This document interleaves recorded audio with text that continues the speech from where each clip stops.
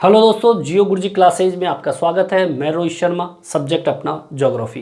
देखिए, आज टॉपिक अपने पास में है पंचम क्रिया। ठीक है, टॉपिक अपन डालेंगे पंचम क्रियाकलाप, मतलब एक ऐसा सेक्टर जो पांचवी क्रिया पंचम क्रिया से संबंधित है। देखिए, पंचम क्रिया की परिभाषा की बात करते हैं।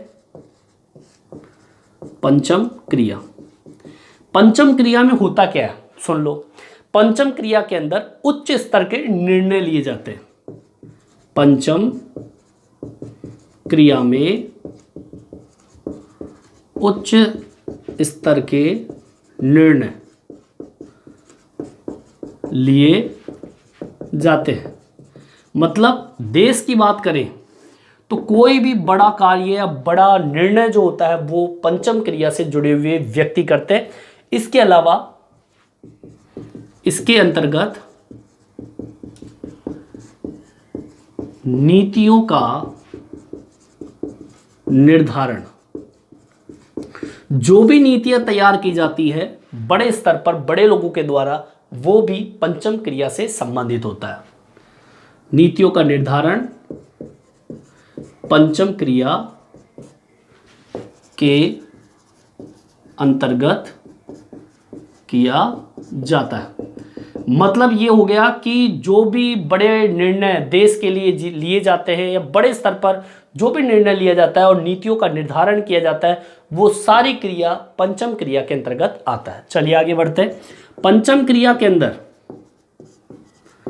पंचम क्रिया में नवीन मतलब नया, और इसके अलावा वर्तमान में, वह वर्तमान में, ठीक है, जो नया है भविष्य के लिए, जो वर्तमान में है, उसके विचारों की रचना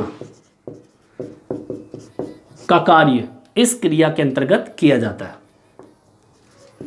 ठीक है, ये पंचम क्रिया है। मतलब नया हो चाहे वर्तमान हो, विचारों की रचना इसके अंतर्गत किया जाता है। इसके अलावा पंचम क्रिया में पुनर्गठन का कार्य, ठीक है, पुनर्गठन कोई सा भी हो सकता है। पुनर्गठन व निर्माण कार्य इस क्रिया के अंतर्गत होता है। ठीक है, इसके अलावा आंकड़ों की व्याख्या, पंचम क्रिया में आंकड़ों की व्याख्या, ठीक है, आंकड़ों की व्याख्या कोई भी, जैसे मान लिया हमारे प्रधानमंत्री जो है वो देश को आंकड़ों की व्याख्या करके बताते हैं, उनका कार्य पंचम क्रिया में आता है। और प्रयोग, आपने देखा होगा आंकड़े दिए जाते हैं विशेष व्यक्ति के द्वारा, विशेष पार्टी के द्वारा, वो सारी चीजें किसमें आती है? पंचम क्रिया। मतलब वो लोग इस क्रिया से जुड़े हुए हैं जो इन चीजों की, इन आंकड़ों की व्याख्या कर रहा है, प्रयोग कर रहा है। ठीक है, इसके अलावा पंचम क्रिया में प्रौद्योगिकी, ठीक है, पंचम क्रिया में आपकी जो प्रौद्योगिक जो होती है या कह दीजिए तकनीकी का मूल्यांकन, ठीक है ना, जो भी व्यक्ति के द्वारा या संस्था के द्वारा किया जाता है उस पर केंद्रित कार्य, केंद्रित कार्य, ये किस में आता है? पंचम क्रिया के अंतर्गत आता है। मतलब उसमें व्यक्ति तकनीकी संबंधित उसका मूल्यांकन पर केंद्रित उसका कार्य होता है। जो व्यक्ति इसका कार्य करता है, तकनीकी संबंधित मूल्यांकन का कार्य करता है, वो पंचम क्रिया से संबंधित होता है। आगे बढ़ते हैं, और क्या क्या पंचम क्रिया के अंतर्गत आता है, देखिए आगे।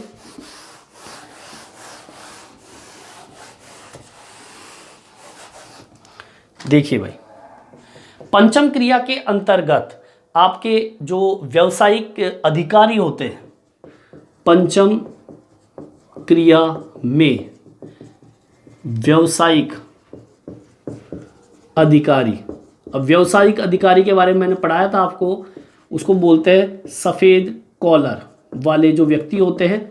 ठीक है, व्यावसायिक अधिकारी, और इसके अलावा सरकारी अधिकारी बोल सकते हैं, सरकारी अधिकारी, और इसके अलावा आपके अनुसंधान वैज्ञानिक कार्य,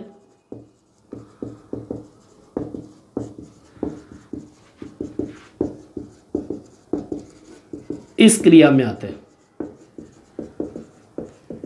ठीक है, आपका अनुसंधान वैज्ञानिक कार्य चतुर्थ क्रिया से भी संबंधित है, लेकिन इसके कार्य जो है वो विश्व का बड़े स्तर का कार्य होता है, ऊंचे लेवल का कार्य होता है, तो इसलिए अनुसंधान वैज्ञानिक को भी पंचम क्रिया के अंतर्गत डाला गया। इसके अलावा पंचम क्रिया में वित्तीय जो पैसा कोष होता है वह वित्त के अलावा आपके विधि कार्य, वित्त से संबंधित जो कार्य होता है, कोषाध्यक्ष का कार्य होता है, वो भी पंचम क्रिया के अंतर्गत होता है। इसके अलावा ऊंचे वेतन पंचम क्रिया में उच्च वेतन, ठीक है, अब इतना बड़ा कार्य कर रहे हैं तो उनका वेतन भी ऊंचा होगा, तो ऊंचे वेतन वाली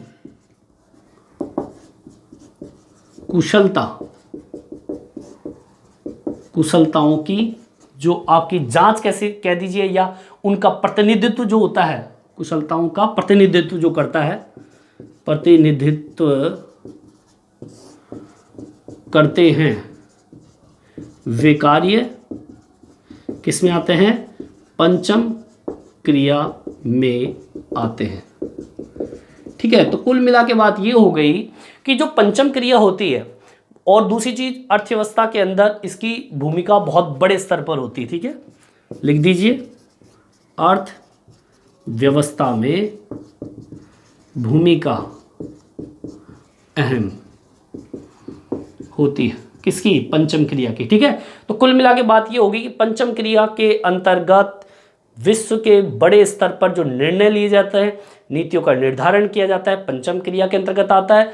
इसके अलावा नवीन हो चाहे वर्तमान हो, उसके अंदर विचारों का रचना का कार्य, पुनर्गठन का कार्य, आंकड़ों की व्याख्या करना, प्रयोग करना, नई प्रौद्योगिकी के मूल्यांकन, उसके केंद्रित कार्य, व्यावसायिक अधिकारी जो कि सफ़ेद कॉलर हो, चाहे सरकारी अधिकारी हो, चाहे अनुसंधान वैज्ञानिक कार्य हो, चाहे वित्त से संबंधित कार्य हो, चाहे विधि परामर्शदाताओं का कार्य हो, विधि परामर्शदाता, ठीक है, इससे संबंधित कार्य हो, चाहे ऊंचे वेतन की कुशलता वाले जो प्रतिनिधित्व जो करते हैं वो हो, ये सारे कार्य जिससे जो व्यक्ति जुड़ा हुआ है वो पंचम क्रिया के अंतर्गत आता है। ठीक है, तो ये टॉपिक आज कंप्लीट होता है। आपकी पांचों क्रियाएं मैंने आपको बता दी है। ठीक है, इस वीडियो में इतना ही। ये वीडियो आपको कैसा लगा मेरे कमेंट्स बॉक्स में डाल के बताएं। इस वीडियो में इतना ही, धन्यवाद।